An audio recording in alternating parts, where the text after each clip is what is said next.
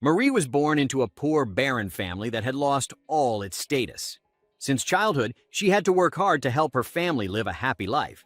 Unlike her beautiful sister who looked like a princess, named Anastasia, Marie was considered boyish and was disliked. This morning was no different from the last. Marie had to single-handedly complete a mountain of chores and prepare food for the family. The other four family members lived in much more comfort while Marie was left eating leftovers. Her one special talent was reading and solving problems on behalf of her father. At night, Marie looked up at the sky without a single complaint. Because tomorrow was her birthday, surely it would be a wonderful day. The next day, the family held a party, but not for Marie's birthday. It was for her sister Anastasia to be introduced to eligible noble bachelors. Anastasia was surrounded by admiring young men, while Marie was ignored and shunned by her relatives. Heartbroken, she left the gathering, mistakenly thinking she would be the center of attention on her birthday. She wondered why she was so ugly. Just then, a young man from elsewhere approached, asking for directions to the party. Marie gently guided him, and he mistook her for a maid from the Shaderin family. His attendant quickly corrected him, saying the Shaderin household had only one maid, who was already 60 years old. Therefore, this red-haired girl must be one of the two daughters of the Shaderin family. Hearing this, the man apologized to Marie for the misunderstanding. Marie immediately recognized his clothing as being from the Republic of Ipsandros and asked about it. The young man confirmed it and said his mother was a traveling performer from Ipsandros. Marie was fascinated by the traditional outfit, surprising the man with her deep interest in Ipsandros culture. Marie shyly explained she had read a lot about it in books and was simply overwhelmed seeing it in person. As they continued talking, they realized they had a natural rapport. Marie shared her fondness for stories from Ipsandros, especially one about a tattered red kitten. Kuros was surprised. He loved that story too and eagerly recounted the tale. A kitten abandoned by its owner journeys with a kind wanderer and grows stronger. Since Marie had messy red hair, she likened herself to that kitten. As she spoke, she suddenly remembered her father's scolding. She shouldn't flaunt her knowledge, so she stopped. Kuros didn't understand why she fell silent since their conversation had been going well. He tried to stop her from leaving. Marie knew this handsome man would soon become her sister's fiancé, so she wept for her own fate. Kuros, thinking he had frightened her, apologized. Looking at her clothes, Kuros asked if she was having a hard time. He wanted to help. Marie smiled through tears and said she simply wasn't beautiful, but had enjoyed their conversation. As she ran off, he caught her by the arm. In his eyes, she was truly beautiful. It was the first time anyone had said that to Marie. Moved, she directed him toward her sister, the star of the evening, and ran to the old shed in the back garden. The words he said were ones she had always longed to hear, and she was content. A month later, their family received a letter from Kairos saying he wanted to marry one of their daughters, Anastasia.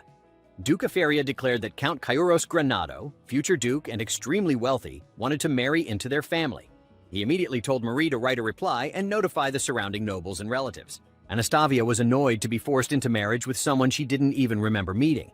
She had heard Count Kairos Granado was eccentric, ill-tempered, and hated women. She didn't want to marry a man like that. Marie reassured her, saying the letter was very sincere. Surely he would treat her kindly. Trying to lift her spirits, Anastasia showed Marie the dresses she had made for her. Anastasia was perhaps the only one in the family who still cared for Marie. The dresses were custom-made and meant to be kept secret from their parents, who would otherwise throw them away. Anastasia encouraged Marie to do what she loved so as not to waste her life. But soon tragedy struck. On her way to meet Kairos Granado, Anastasia died in a tragic accident. As Marie mourned her sister, their cruel mother beat her, wishing Marie had died instead. She blamed Marie for everything. Their father intervened to prevent visible scars, but the mother enjoyed inflicting pain, especially on Marie's face. The father then said Marie would replace Anastasia in the engagement. They had already sold everything to fund the wedding. He instructed Marie to use Kuros's grief to win him over, even if only for one night of comfort. It would be enough. Marie, unable to understand what she had done wrong, obeyed to avoid more abuse. Her father personally escorted her to the Kuros estate, telling her to return immediately if the engagement was canceled. He even called her a failure. Marie, numb and hollow, forced a smile and thanked him. He was irritated and thought again that it would have been better if Marie had died instead. Upon arrival, they were stopped at the gate by guards. The headmaid explained that their letter had only just arrived that morning, so the estate was unprepared. Enraged, the father tried to fight, but was immediately restrained by the maid. Marie knelt to beg forgiveness and asked them to spare her father. As she lowered her veil, the maid was stunned. This was the girl her master loved. Realizing the situation, she ordered a guard to notify the Count immediately and introduced herself as Mio, the head chamberlain. She invited Marie and her father into the estate. Upon hearing the bride's family had arrived, Kyros wanted to send them away. He was still grieving, thinking his beloved had died and didn't want a replacement. Marie was hurt. Kyros regretted not taking the girl with him that night. But when he turned and saw her there, he was stunned. His servants tried to snap him out of his daze. Marie hadn't realized the man she met that night was Kyros. Her father told Kyros about Anastavia's accident and said Marie was there to take her place. Kyros ignored the man and focused on the girl he loved. When her father insulted Marie by comparing her unfavorably to Anastasia, Kyros shot him a glare. Mio reminded him that threatening the bride's father wasn't appropriate. Kyros calmed down and asked to speak privately with Duke of Feria. He told Marie to rest for the night and that he would talk to her later. Marie was served tea from Ipsandros and was thrilled. Mio, who made the tea, was pleased by Marie's praise, thinking she was both delightful and charming. Kyros entered, and Marie apologized for her father's rudeness. He informed her that her father had returned home. He also told her that he would not reclaim the engagement gift he had sent to Anastasia. Then, he gently asked if she was being abused by her family. Marie denied it out of fear, saying her parents were just strict to discipline her. Kyros asked her to call him by name, not titles. He mentioned that the outfit she had worn previously was usually for widows or nuns, which had led to his confusion. Worried she might be considering becoming a nun, he asked her directly. He again asked if she was unhappy living with the Shaderin family. Though she hated her current life, Marie felt guilty betraying her family, so she only said it was because she wasn't beautiful. Kyros was heartbroken by her words, but didn't press further. He asked Mio to take her away. Marie thought she was being dismissed, but Mio was actually taking her for a bath and to change clothes. Kyros' family owned all the land in the area. Marie was brought to a luxurious bath and thought she might have to work there. She guessed a lot of firewood would be needed to heat such a large bath. The bathkeeper, Tunika, introduced herself. She specialized in massage, beauty, and herbal knowledge. Before Marie could react, she was already undressed. Mio told her that if Tunika made her uncomfortable, she could slap her. Marie was then immersed in a hot bath filled with flowers. Tunika wanted to make Marie beautiful, like an ugly caterpillar becoming a butterfly. Later, Marie emerged in a stunning red dress, her hair transformed. Kyros was mesmerized. Marie herself didn't recognize the reflection in the mirror. Unable to contain himself, Kyros summoned his mother to request the wedding be arranged. His mother scrutinized Marie and accused Kyros of being lustful. The marriage decision was up to her, and Kyros pleaded for her serious consideration. She agreed, but said Marie still lacked confidence. She gave Marie a deadline. She had until the wedding to transform completely in order to be worthy of a count's wife. She promised to help, which delighted Kyros. Marie was still confused, but Mio explained that the Duchess had accepted their engagement. From now on, Marie would be the fiancée of Mio's master. Hearing this, Marie was so shocked that she said she couldn't possibly do it. After being rejected by that girl, Kyros fell into deep thought. He was fantasizing when Mio kicked him back to reality. She even reminded him that Lady Marie had already turned down his proposal. The guy buried his head in his arms and cried profusely. And yet Mio rubbed salt in the wound by saying she still couldn't believe her foolish master proposed to the wrong person. Actually, it wasn't entirely his fault. That night was Marie's birthday, but she was sitting alone in the dark. Kyros' life hadn't been easy either. He was the son of a second wife, so he was always oppressed by the first wife, Laura, who was the daughter of a noble family equal to a duke, which gave her considerable power. In contrast, Kyros' mother was just a traveling artist who had become the duke's concubine. One day, Kyros was playing and fell. While crying, Lady Laura came over and gave him a cake. Excited, he ate it without hesitation and praised its taste. Perhaps that's why Laura took a liking to him. When she asked about his hobbies, he listed several things, mostly sweets. Laura shared that same sweet tooth and would often bake to relieve stress. She promised to make more for him next time, which made him happy. Over time, Kyros was chosen as the heir. Since Laura couldn't bear a son, there was no other choice. Though she was furious upon hearing this, she truly cared for Kyros. She made a heartbreaking decision. She poisoned a cake and took her own life. At that time, Kyros was still too young to understand why the woman who had treated him so well would do such a thing. That shock forced him to mature early. Later, Kyros' biological mother became the official wife. But she didn't want that life. She chose to leave the Duke and took Kyros with her. Over time, Kyros learned many things, built his career, and earned the title of Count through his own efforts. Still, he disliked noble gatherings and avoided any talk of marriage. Then one day, invited to such a gathering, he stood alone without speaking to anyone. He had a close friend named Louifon. Both had received an invitation from the Baron of the countryside, Marie's father. Louifon guessed that they were trying to attract a rich bachelor, especially since Baron Shaderen's family was having financial troubles. Marie's birthday party was clearly just a pretext to promote his daughter. Louifon was already engaged, so he suggested Kairos attend the party, mentioning that the Baron's daughter was said to be beautiful. Just then, a few noble women came over offering cakes, reminding Kairos of Lady Laura. He knew these women liked him only for his wealth and status, and deep down, they scorned him because of his different skin color. Louifon thought the same, as Ipsandros was seen by them as a land of savages. Of course, racism was never pleasant, but Kairos couldn't remain single forever. As a count and the sole heir to a duke, he was under immense pressure to marry and produce an heir.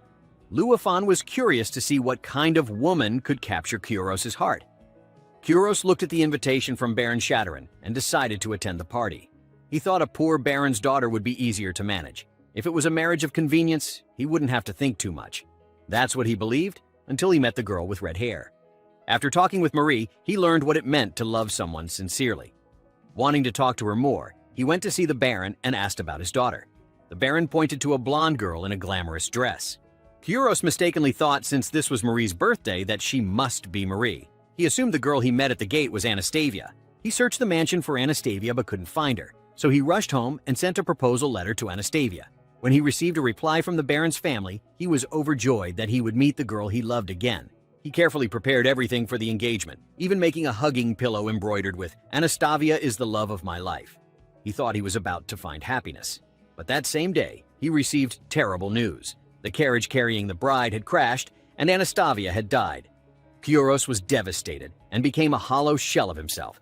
Then he heard the Baron's family had sent another bride in her place, a woman he didn't love. He was furious. But to his surprise, that bride was Marie. Mio told him he was unbelievably foolish, and he also blamed himself for not checking the details more carefully. The result? He got rejected. Mio continued to rub salt in the wound, telling him to face the truth. She even scolded her master for acting like a fool with Marie, sometimes turning away from her, other times saying inappropriate things. He seemed like he was trying to drive her away, which caused misunderstandings. Mio was certain Marie thought she was hated, which was why she refused him. Kairos asked Mio, if he cleared up the misunderstanding, would Marie agree to marry him? Mio wasn't sure, but said if he wanted to change things, he'd have to give it his all.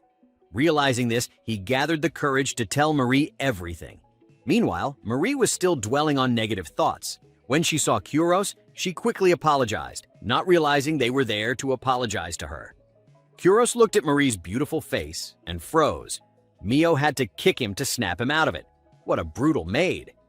Kairos explained that he didn't hate her and didn't know she had been forced into this by her family. He truly welcomed her and wanted to marry her. Hearing that, Marie accepted and thanked him, though everything still felt contradictory. They were still confused. Marie explained she was too shocked to believe she'd be married, so she accidentally said no. She also already had a rough understanding of Kairos' situation. She knew he had to marry to inherit the title of duke and had trouble finding a bride, which is why he turned to a poor baron's family like hers. She believed it was a mutually beneficial marriage. Anastasia was beautiful and talented, but sadly, her older sister had died in the accident, so Marie had come as a substitute bride. Marie just hoped that after marriage, Kairos would treat her the way he thought best. Kairos was shocked by her mindset. He admitted that initially he was thinking of marriage for practical reasons, but after that night, everything changed. The proposal letter he wrote wasn't fake. Every word was sincere. Marie misunderstood again, since the letter was addressed to her sister. She said she understood Kairos' feelings for Anastasia and promised to serve him well. The two continued to misunderstand each other, making everything more chaotic. At dinner, Mio suggested they continue talking over the meal. Marie was hungry and embarrassed. She was served delicious food, far beyond anything from her home, while Kairos couldn't eat without clearing up the misunderstanding. Once again, he insisted this was not a marriage of convenience. The proposal letter addressed to Anastasia was a mistake. He had confused her name with her sister's. The girl he loved, the one he met at the gate, was Marie. Marie smiled, feeling honored. But from her tone, Kairos guessed she didn't believe him. She thought he was being kind and trying to comfort her with lies. She told him not to worry about her feelings. Kairos clutched his head, not knowing how to explain. Marie understood that, in nobility, marriage was a duty. and it was the same for Kuros. Their status and backgrounds were vastly different. Surely he would marry someone else later, and she was just a simple country girl, not worthy of him. She thought her only task was to fulfill her father's wish to save the family from debt. Then Kuros looked up and said, "I love you, Marie," which stunned her. He knew that just saying it wouldn't convince her. For now, he only wanted her to agree to marry him, and he would prove it with time and love. He hoped his fiancée would enjoy herself over the next 3 months before their engagement. Marie later said she wanted to go home to inform her father of her success. She also revealed that her father wanted her to sleep with Kuros to comfort him. She wanted to receive new instructions from her father on what to do next.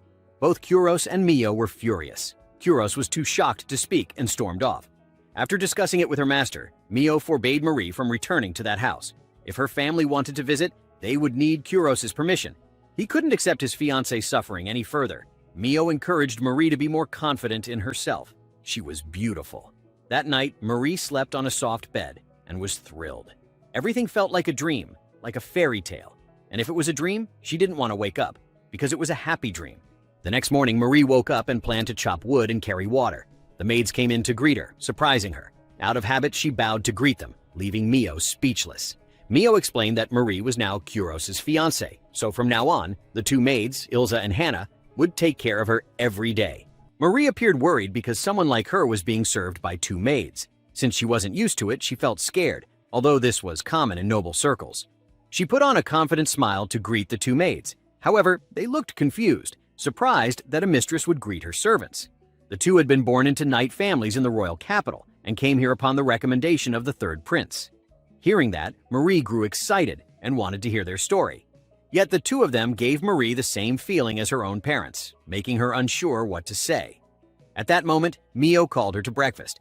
Mio laid out a table full of delicious dishes for Marie to choose from. First were 7 kinds of cold cuts: pork, venison, pheasant, and also chicken and duck. Marie said her stomach and appetite were weak, so she couldn't eat it all, but it would be a waste to leave any. Mio didn't press her and told her to just eat what she could, not to worry. When she asked about her fiancé, she was told Kuros was busy. Marie joked that she would share her meal with Mio, but was scolded because servants weren't allowed to eat with their masters. Not wanting to waste any food, Marie tried to eat as much as she could. Luckily, the food was all delicious, and she managed to eat half of it. Still, she reached her limit and couldn't eat anymore, silently apologizing to the chef for wasting such good dishes. After a short rest, they continued their castle tour. The next location was a changing room prepared just for Marie, containing hundreds of dresses for every season. When Mio asked which one she liked, Marie couldn't decide. They were all amazing, so Mio chose one with yellow as the main color. As for the castle, it was built to protect the kingdom's borders, making it more like a massive fortress. From what Marie knew, the Granado family had ties with the royal family. However, after the war, they were granted noble titles and now only ruled their own land, no longer in the line of succession.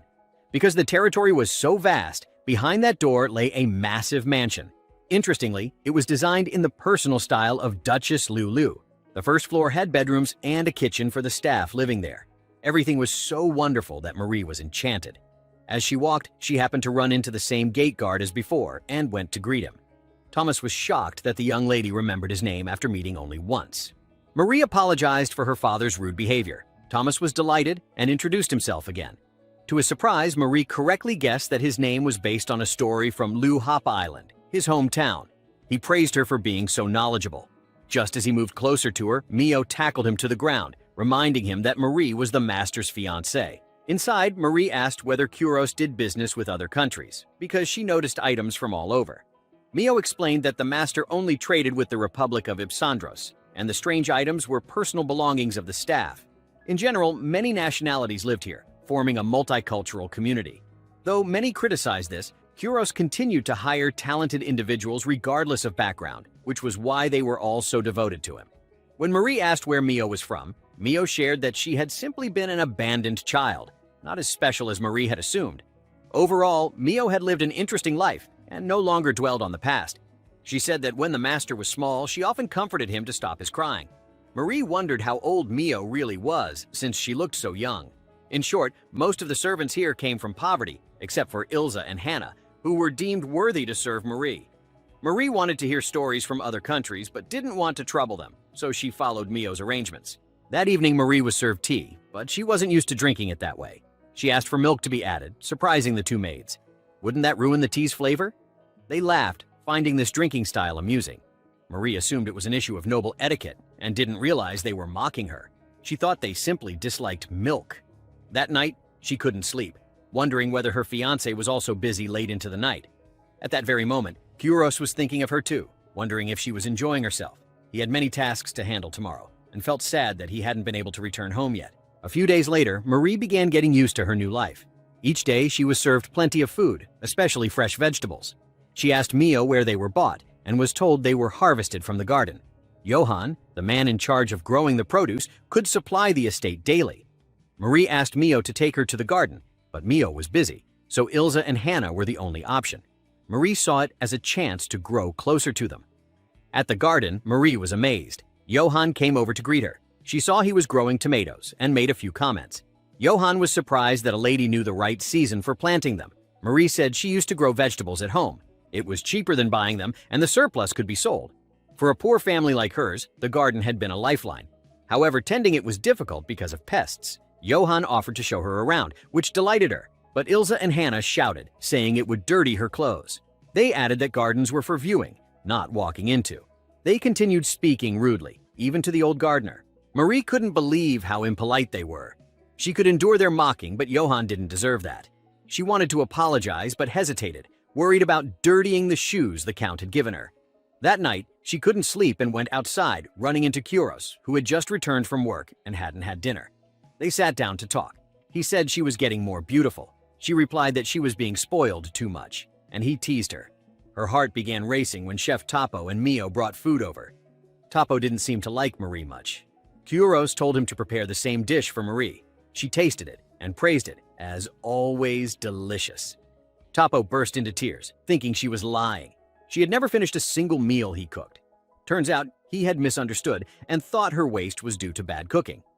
Mio explained that because Marie hadn't expressed her preferences, she always served a large variety for her to choose from.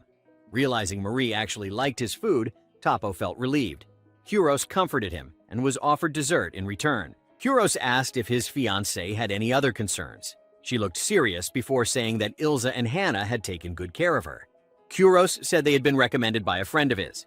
Since Marie would be a duchess in the future, he wanted her to be treated appropriately. He told her to inform him if she felt unhappy with them. Marie hesitated, hiding her feelings about the maids. Mio brought in a cake and teapot, but only left the tea. The cake was hers. Knowing Marie loved new things, Kyros introduced a special teapot from Ipsandros. First, you light the bottom section to boil the water. The heat of the water rises upwards, slowly steaming the tea leaves and bringing out their flavor. When the time is right, you pour hot water from the bottom pot into the top pot, then place the pots back in their original position and wait. When the tea is ready, you use the remaining hot water to dilute it to taste, so everyone can adjust it to their preferred strength. Everyone gathers around the pot, waiting for it to brew. Taking the opportunity, Kyros wanted Marie to share about herself. She blushed, unsure what to talk about. Her past held nothing happy except for a childhood game she played with her sister. She suggested playing word chains with Kyros, though she felt it was too childish. He agreed, but suggested they limit the words to things they liked. Kyros started with Marie. Marie followed with words related to Ipsandros. Eventually, she got stuck. There were no more words she liked that started with K. She almost said Kyros, but was too embarrassed and said kiss instead. Kyros teased her. "Were you asking for a kiss?" Marie didn't know how to respond. At that moment, Mio reminded them the tea had dried out. When they drank it, it was bitter and had lost its original aroma. They considered masking the taste with milk or sweets, but Mio said it wasn't necessary. Those two were already sweet enough. Marie always thought of herself as merely a replacement for her older sister, Anastasia, who had passed away. She came here for a political marriage, no more than a mock fiancé, and she couldn't understand why Kyros cared so much about her preferences. While Kyros was deep in thought about Marie, he was startled by Mio's voice. She asked what he thought after seeing Marie again following their 4-day separation. He replied that Marie looked more beautiful and that he loved her even more. Mio said he misunderstood her question. She reminded him, 5 days ago, you said to provide Lady Marie with our utmost hospitality and everything she truly deserves. You did say that, correct?" Kyros confirmed and explained. Her treatment in the Baron's household was clearly wretched.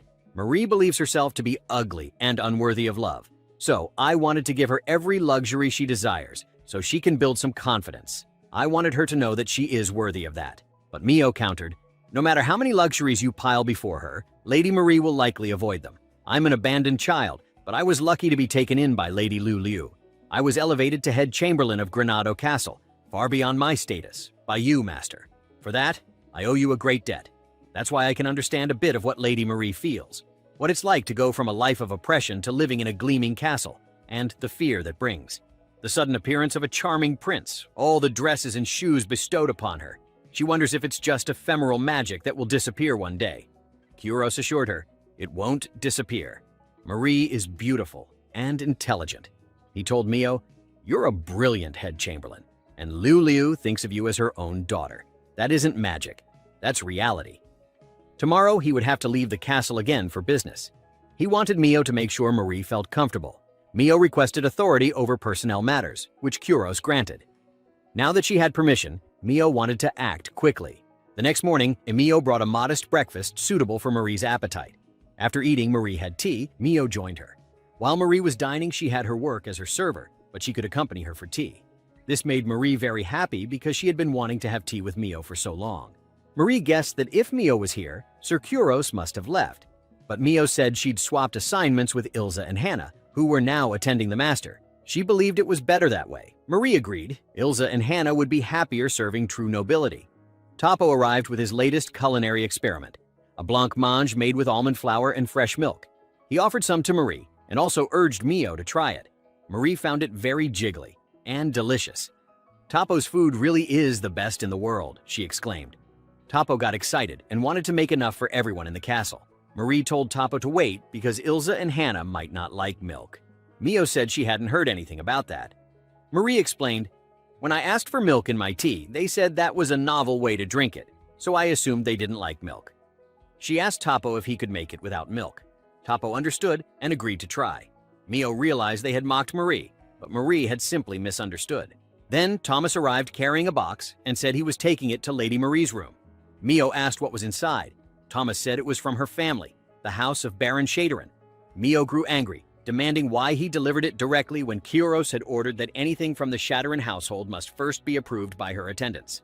Thomas said Hannah and Ilza had inspected it and told him to give it to Marie. Thomas accidentally dropped the box, revealing Marie's belongings. There was also a letter from her mother. Congratulations on your engagement. You left behind some essentials for your work in the Count's household. Mio overheard mocking laughter about Marie's items and rushed off to deal with it. Thomas apologized to Marie, fearing he had done something terrible. Mio returned, dragging Ilza and Hannah in front of Marie. Ilza and Hannah were furious. They mocked Mio as just a maid of a poor baron's daughter, whereas they had served Prince Luifan. They even insulted her as an orphan, calling the Countess's mother a courtesan. Mio immediately put them in their place. Then she apologized to Marie for her poor oversight. Marie didn't mind and simply asked, "May I borrow some scissors and thread?" Marie then altered some of her old clothes and visited Johann, surprising him. She reminded him of his promise to walk her around the garden. Johann smiled and took her to plant vegetables. Marie realized something for the first time, what she truly liked. She had always thought she worked for her family's sake, but she realized all the hard work felt easy because she loved growing delicious vegetables. I really do have things I like and want to do, she thought. Johann apologized for disturbing her, but Marie replied, "We're living in the same house. That makes us family, doesn't it?" Johann said, "You say the same things as the master does." Thomas came to inform Marie that the master is leaving, but when she arrived to see him off, he was asleep from staying up all night. More importantly, Mio asked him to return the two maids to Prince Luifan if he passed by the palace that evening. Ilza and Hannah blamed Marie for everything. They mocked her as the daughter of a poor baron and an ugly wench. "It's the Count who will be a laughingstock for pulling the short straw." Kyuros woke and asked, "What part of her?" "Try saying that again." "What part of my family, of Marie, do you find ugly? All this talk of noble houses and money? Do those belong to you? Are either of you more beautiful than Marie? More honorable? Smarter? Cuter? Are you any of those things? What about you could I possibly love? Please, tell me." His words silenced them. He ordered Thomas to take them away. Marie apologized to Kyuros for being the reason people laughed at him. But Kyuros replied, "You are beautiful. There's nothing here to laugh at. Your beautiful red hair, set off so well by this green. your eyes that shine like stars, your overflowing knowledge and curiosity, altogether beautiful." Just as he leaned in to kiss her, Mio reminded him that time was up. "We can wait another few seconds, but I'm certain that wouldn't suffice."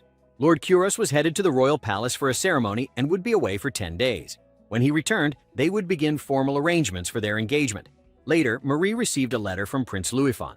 She wondered if it was a threat, but Mio said, "It's written as an invitation." It read, "Lady Marie Shaderin, I wish to congratulate you upon your betrothal to my old friend Count Kairos Granado. As such, we have planned a special event utilizing our means and efforts. Notice has been spread throughout the royal capital, and the people eagerly await the day. Lady Marie, should you be unable to attend, everything will have been for naught. The people will despair, and their distress shall surely span generations. Please, you simply must attend." Mio commented, "It certainly does sound like a threat." She explained that Louisfon was the third prince and captain of the Royal Knights. He had a very open-hearted personality. The timing of the letter suggested he expected Marie to attend. A few days later, a chariot from the Royal Knights came to escort Marie and Mio. Mio introduced the location as a military fortress for the Kingdom of Diltz, the Royal Knights' stronghold. Marie trembled, fearing she might be executed publicly. Mio told her to calm down. She guessed Prince Louisfon had recommended Ilza and Hannah, and now he wanted to apologize in person. If Prince Louisfon is the host, he likely has some amusing plans in store.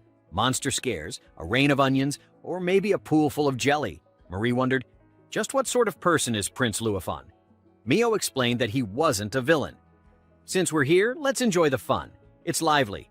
The world has been at peace for 50 years. This kind of excitement is good entertainment." Marie asked, "First, I should go greet Prince Louisfon, right?" Mio replied, "No, he probably isn't expecting a greeting from you. He might not even be here yet. I don't know what goes on in Prince Louisfon's head, but I'm concerned. Not a single rumor of this event reached Granado Castle. If he issued a gag order before making arrangements, then I have a bad feeling." Suddenly, she spotted a figure. She would go check and told Marie to stay put.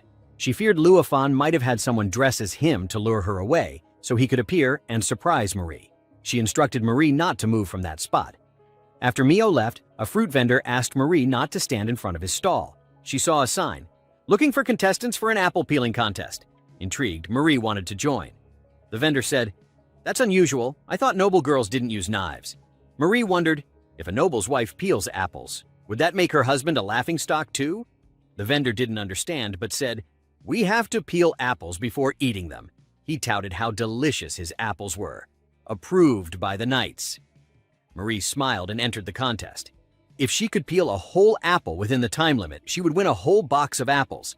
Suddenly, Louisfon appeared and grabbed her apple, teasing her. The vendor called him "Your Highness," shocking Marie. Mio returned, having captured the fake prince. Louisfon introduced himself as the third prince and captain of the knights, and Kairos' best friend. Marie was then taken on a tour by Prince Louisfon. After a while, he asked if she was hungry and offered to take her to a lavish noble banquet. At the mention of that, Marie looked worried, remembering Ilza and Hannah, and declined. The prince noticed her reaction and assured her that Ilza and Hannah weren't there, so she didn't need to worry.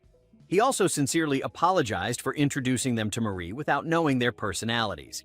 He introduced her to another place, a fencing arena. Since Marie wasn't fond of fighting either, Miao advised her to refuse and not to force herself. Hearing this, Louisfon was shocked because the arena was considered the nobility's finest form of entertainment. To not disappoint Louisfon's enthusiasm, Marie agreed to watch a match. When they arrived at the arena, it was already packed. Since Marie was invited by the prince, their seats were very comfortable. Louisfon shared how he once fell asleep during a music performance last year, and it was Kuros who pinched his cheek to wake him up. Marie felt the prince genuinely cherished Kuros. Mio was glad to talk to someone who appreciated Kuros too. However, watching a fight without food was boring, so Mio went to get something to eat. Down below, a knight in black armor appeared. Louisfon commented on how skilled the knight was and told Marie he had known Kuros for a long time. When they first met, they got into a huge fight. As the son of a duke, Kuros ranked just below the prince at their school. But Kuros didn't care about that, telling Louisfon not to judge others based on status and calling him an idiot. Enraged, Louisfon punched Kuros, who punched back. Remembering that made the prince laugh. Meanwhile, the black-armored knight easily won his match. Louisfon asked Marie, "Don't you feel excited when someone wins?" Usually, girls would cheer loudly, but Marie said she didn't find strength in battle admirable. In fact, she found it scary, like one day a sword might be pointed at her. The prince, now bored, asked why she became Kyros' fiancée.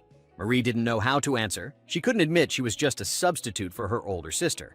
At that moment, the final match began.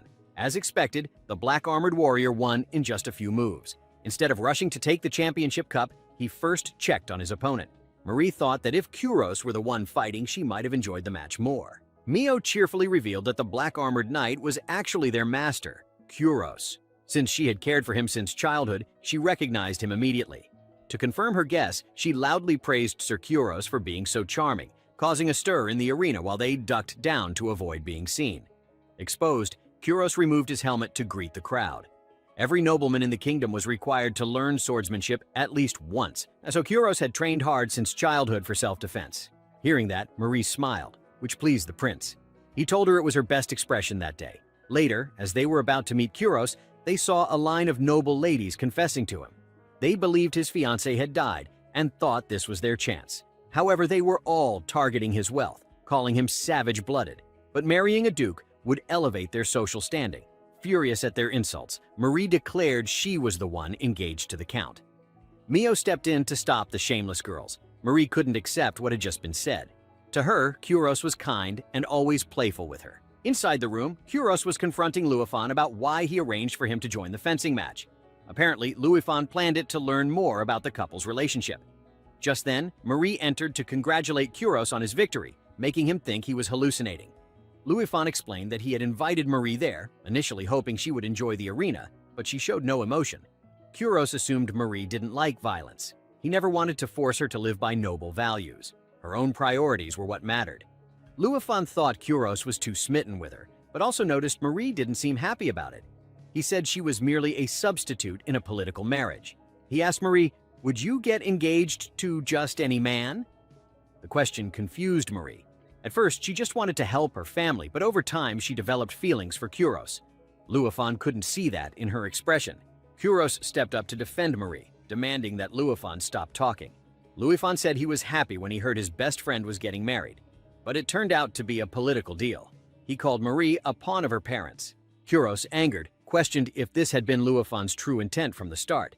Louifon mocked Kyros for never having beaten him in a duel. "The old you would have punched me," he said. Kyros replied, "You never noticed that I was letting you have the glory." Furious, Louifon drew his sword and charged. Luckily, they restrained themselves, but they still wanted a duel right there in the arena. Kyros said that if he won, Louifon had to apologize to Marie for insulting her. Marie tried to stop Kyros, saying everything Louifon said was true. She couldn't blame anyone for thinking she had sold herself.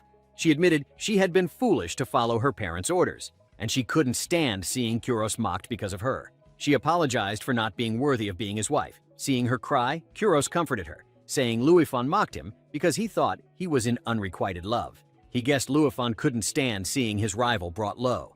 Despite how he seems, he's a passionate man. But whatever his reasons, it doesn't mean he's allowed to disparage you, Marie. I will face him head-on, defeat him, and make him take it all back. Hearing that, Marie thanked him for getting angry on her behalf. She also vowed to make the prince take back his words about her fiancé being a coward. Kyros was delighted, believing her smile would be his good luck charm. Soon, the whole arena erupted when it was announced the prince would duel the champion. The two exchanged taunts, threw down their helmets, and clashed swords. Their skills were evenly matched, though Louifon was faster and disarmed Kyros. Marie panicked and cheered for Kyros not to lose. Motivated by her words, Kyros landed a punch that made Louifon drop his sword. They continued fighting with their fists. Normally, such a duel would be invalid, but since both were nobles, the referee didn't dare interfere. Fueled by love, Kyros delivered a final punch that knocked the prince to the ground. Overjoyed, Marie stood up and cheered, only to realize the entire arena was staring at her. Kyros called her down. He lifted Marie up and used the moment to announce that he and Marie were engaged and would serve the kingdom together with all their hearts, hoping for everyone's support. The crowd was surprised, having never heard of the Saturn family. Marie was embarrassed. This should have been her sister's moment. Kyros hugged her, telling her she was amazing, far more than she believed. No matter what happened, he would always be by her side. The audience roared with cheers for the great duel and congratulated the couple, bringing joy to them both. In the afternoon, Marie returned to the apple stall to complete her apple peeling challenge.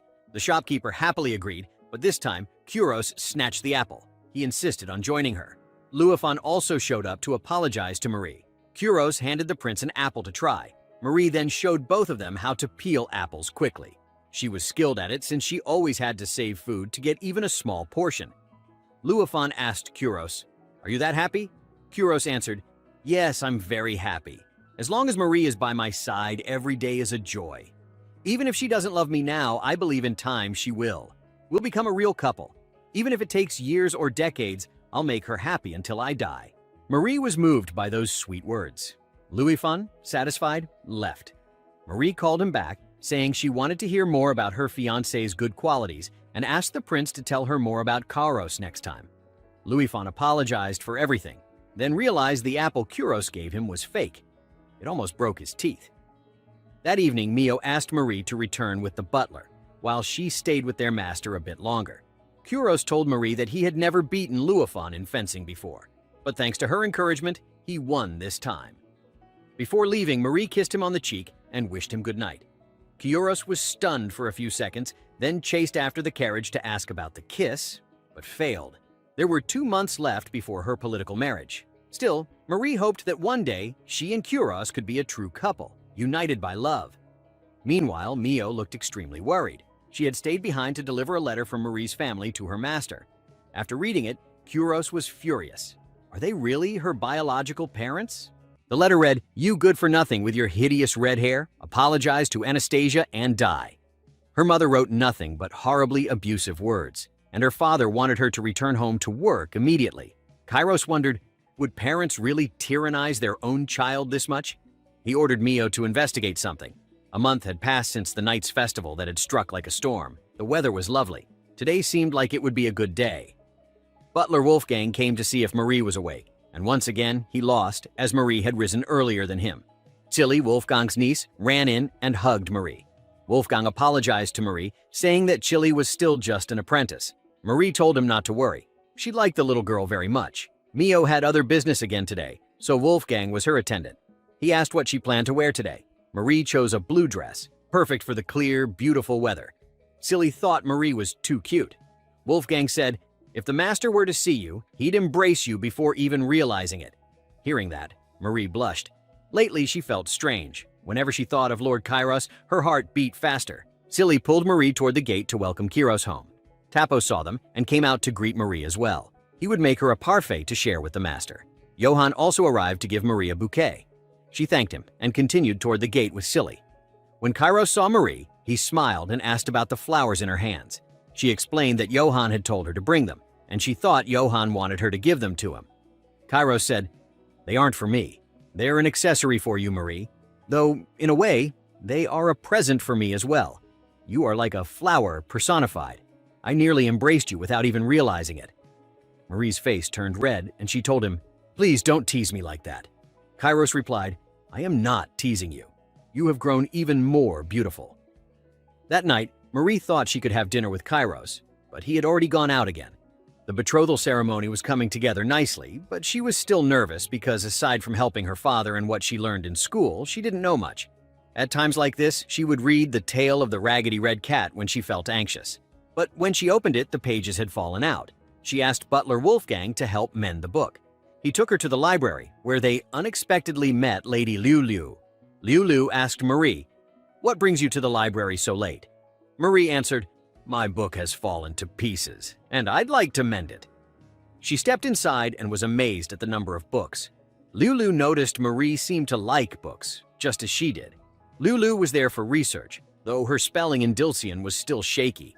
Marie saw a letter on the desk and asked, "Isn't there anyone you can ask to write it for you?" Liu Liu said, "Kairos is very busy, so he's asked me to help him." The butler explained, "That is an invitation to attend the betrothal ceremony. It must be written by the couple themselves or someone close to them."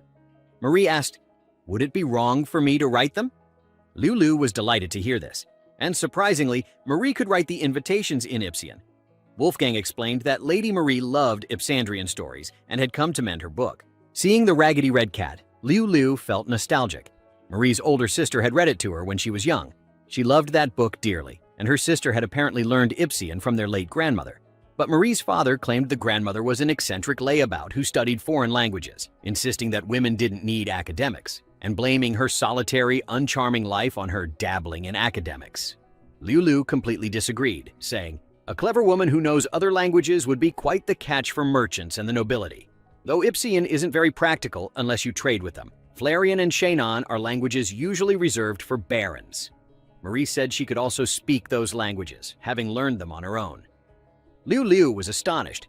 Marie explained, "Many tenant farmers on Shadarin lands are immigrants, so knowing foreign languages is essential for proper management." She often handled baronial duties in her father's place. She loved writing letters, though she often wrote on someone else's behalf. It allowed her to converse as an equal. Liu Liu praised her handwriting and said she clearly put her heart into those letters, urging her to sign her own name on the invitation she had written. This moved Marie to tears. Liu Liu continued, "To be honest, I didn't expect much from you. I heard you were a noble daughter from the countryside who hadn't entered society, but you were the first person Kairos ever proposed to. A long time ago, many people helped me too. I thought I'd help you where you might lack. But I take it all back. I'm so happy you'll be my son's wife. I've come to love you. I am an imperfect mother, but I hope we'll get along well." Marie wasn't sad, but for some reason her tears wouldn't stop. She cried like a child. Kairos returned, and Mio greeted him, wanting to speak privately before he met Marie. Mio had finished investigating. Marie was indeed the daughter of the Baron and his wife. The Shadarin family were all blood relatives. There was no record of adoption or remarriage in the royal archives. Kairos thought, then the people who spew these cursed words at her are her actual parents? Mio said, "If it were human nature for parents to love their children unconditionally and to protect them through anything, then I would not be here." She handed him a letter from Marie's family, received that morning. It read, "Father on his deathbed. Return at once." Kairos saw it as a threat. Mio was certain that if Marie saw it, she would return home. He wondered, what can I do to protect Marie? And even if I can, keeping her locked in this fortress like a birdcage, would that bring her happiness? Passing his mother's room, he saw her teaching Marie noble etiquette. At first, he thought she was bullying Marie, but Marie looked happy, which confused him. Liu Liu saw him and invited him to practice with Marie for when she would meet royalty and nobility. Kairos told her, "I said you don't have to make her do any of this. You and I can handle it at the ceremony. Marie has never been introduced into society." Liu Liu replied, "That's why she's practicing. Miss Marie is clever and has an aptitude for this. Her posture is quite nice too." But Kairos just wanted her to dress beautifully and live a happy, peaceful life. Silly urged him to look. Marie's curtsy was very stylish. Kairos admitted she was beautiful when greeting in noble fashion. Liu Liu added, "It's not just etiquette. Miss Marie wrote all the thank you letters too." Kairos asked, "Why are you working her so hard? That makes us no different from the Shadarins." Liu Liu told him, "Love and overprotectiveness are not the same. Women are not baby birds. Don't trap her in a cage. Give her the chance to fly." Kairos noticed that Marie was smiling the same way as when they first met. She was happy learning these things. Liu Liu suggested they rest and have tea together. Later, Kairos spoke privately with Marie. He handed her the letter from her father, apologizing for reading it, and offered to go with her. But she said she wouldn't return. This surprised him. She said, "This is a lie. This is my father's handwriting, but could a man on his deathbed write this? Have other demanding letters arrived? They must have had truly sickening things written in them, and you protected me, didn't you?" He apologized for acting without her permission. Marie said, "Hiring people costs money. I'm sure he has work to foist on me. He doesn't want to see me. My parents hate me, don't they? They yelled at me all the time, not to discipline me." Kairos was shocked. Before, Marie thought such treatment was natural because she thought she wasn't lovable. But now she had grown strong. He suddenly hugged her, then apologized for it. The next morning, as they had tea, Silly complimented Marie's dress, making her happy. Kairos tried the same. "Marie, you look adorable." But it only flustered her, as she wasn't used to such words from men. He apologized for making her nervous. Tapo brought a blueberry tart and also praised her dress, making her happy. Kairos wondered why everyone else could make her happy except him. Mio returned, and Marie was glad to see her. But Mio asked permission from Kairos to travel far away. She had someone to see. She told Marie, "With the betrothal ceremony near, please take some time to bond privately with the master." Marie promised to do her best. That night, Kairos prepared documents to send to Baron Shadarin and his wife, forbidding them from speaking ill of his wife and listing all of Marie's good qualities. He told Mio, "If you see the Baron, clobber him with this." Take the palace carriage too, and at least one attendant. He knew she was strong, but wanted someone with her so she wouldn't need to use that strength. Don't take the villain's role, Mio. Thomas was chosen to go with her. He thought Mio was going to meet her sweetheart, but Marie explained she had received a letter from her younger brother Cedric. Big sis, come home. Elder sister is already home. Thomas remembered that Marie's elder sister, Anastasia, had died in an accident. Her carriage had fallen from a cliff. But Mio said the truth was different. According to a more detailed investigation, Anastasia had been attacked by bandits on the flatlands, and as they fled along the river, the carriage overturned in muddy, swollen waters after rain. Rescuing anyone who fell in would have been impossible. Thomas wondered, then what is this letter about?